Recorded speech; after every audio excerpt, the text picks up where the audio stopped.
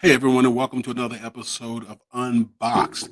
Hey, we've been talking about difficult people and how challenging it is as leaders to work with difficult people, and we've talked about some strategies and some ways that we can manage ourselves in relationship with difficult people, especially our subordinates and team members.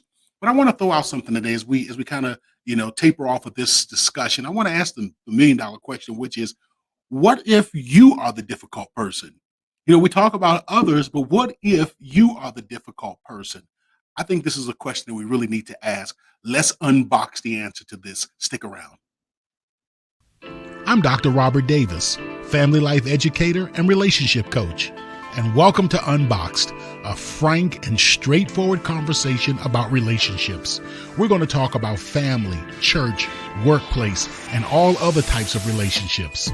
Join me for the next few moments as we unbox the power and potential of relationships and help you to live your best life. Hey everyone, once again, welcome to Unboxed. Before we get started, make sure that you like, subscribe, and share. That's right, like, subscribe, and share. You can always check us out on Facebook, on YouTube. It's SWG Unboxed. Our call letters are SWG Unboxed. And you can find us on all the various social media platforms, SWG Unboxed. Okay. I've noticed one thing, and we talk about difficult people. And in my experience as a pastor, in my experience as the director for bereavement and a head chaplain for hospice agencies, I have noticed, as a leader, it can be challenging sometimes working with individuals that we assess as being difficult. But one of the things I kind of want to close out our conversation on this subject with is, kind of what is it when we are the difficult person? We talk about other people being difficult, but what about when we are the difficult person? And there are four areas that in my own leadership that I've observed, because I like to use myself as an example because I haven't arrived. But there are four things that I've observed about my own leadership that someone looking at me would have described me as a difficult leader or as a difficult person. Let me share those four things with you very quickly. One of my challenges that made me a difficult person, or perhaps that makes me a difficult person, is that I often find myself more focused on goals than relationships. I often find myself more focused on goals than relationships. I am a very task-oriented, task-centered person. And I've tried my best recently to be more intentional about building relationships with my team members and fostering, a healthy environment. But that is one of the struggles that I've had. A second thing that has made me a difficult leader is overfunctioning.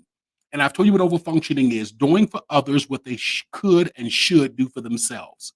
But because I'm very task oriented, goal focused, I have a tendency to get things done if that even means doing for others. Now, I'm not necessarily a micromanager. There's a difference between overfunctioning and micromanaging, even though there's a crossover between them. Maybe one day we'll separate the two right here on Unboxed. But I have a tendency to overfunction for others. The third thing that I've struggled with that makes me a difficult leader is impatience with resistance.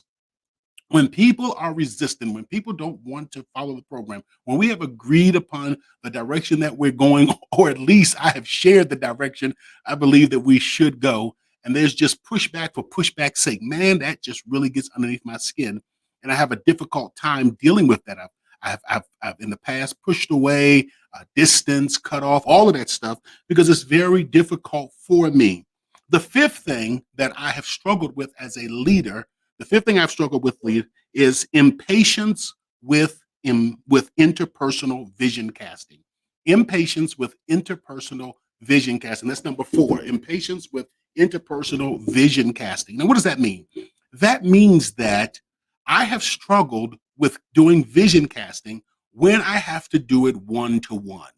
Now, I'm very good at doing vision casting from up front, charts and graphs, and this is where we're going to go, giving the inspirational speech, rah, rah, rah.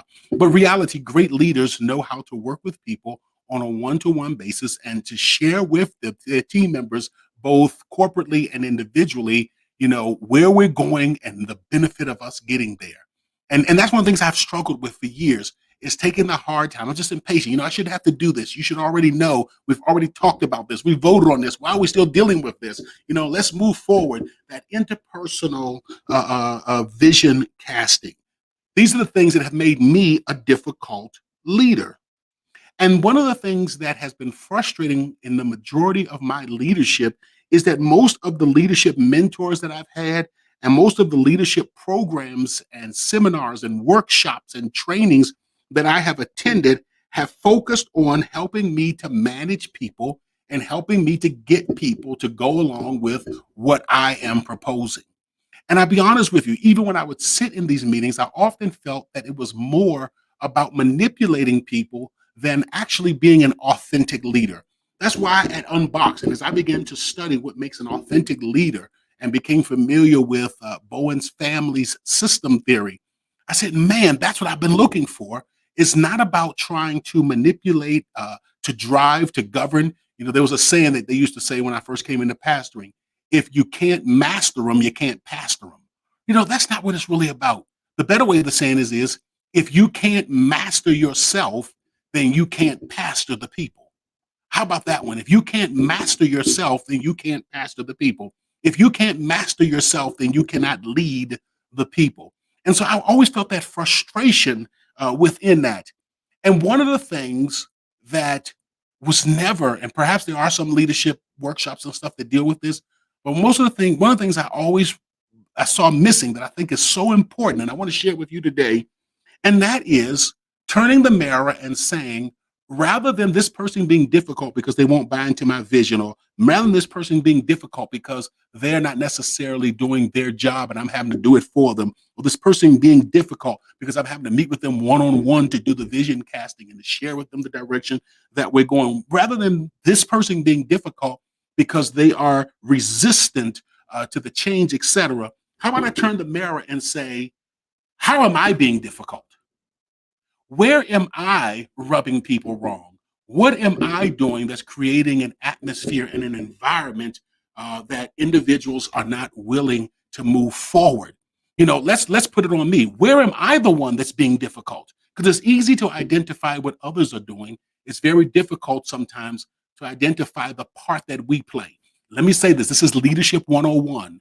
When any leader can understand what is going on within their office or their job or whatever, when any leader can understand what is going on within the system, especially the part that they play, and when they can modify their own behavior, they can impact change in a series of predictable steps. And it is as predictable as 1, 2, 3.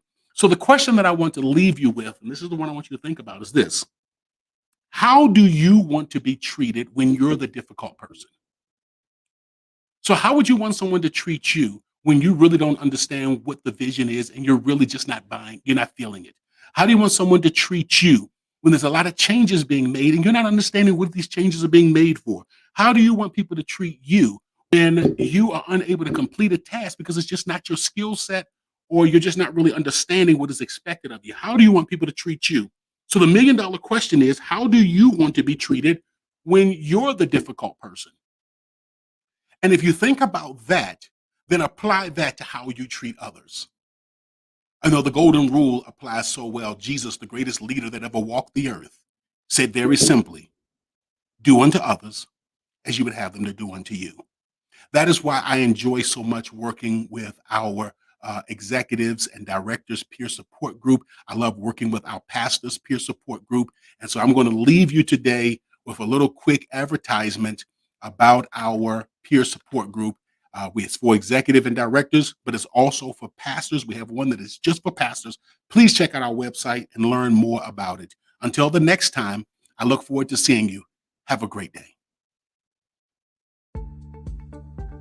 Community leadership can be hard, lonely, and stressful. So if you're an executive director, you're not alone.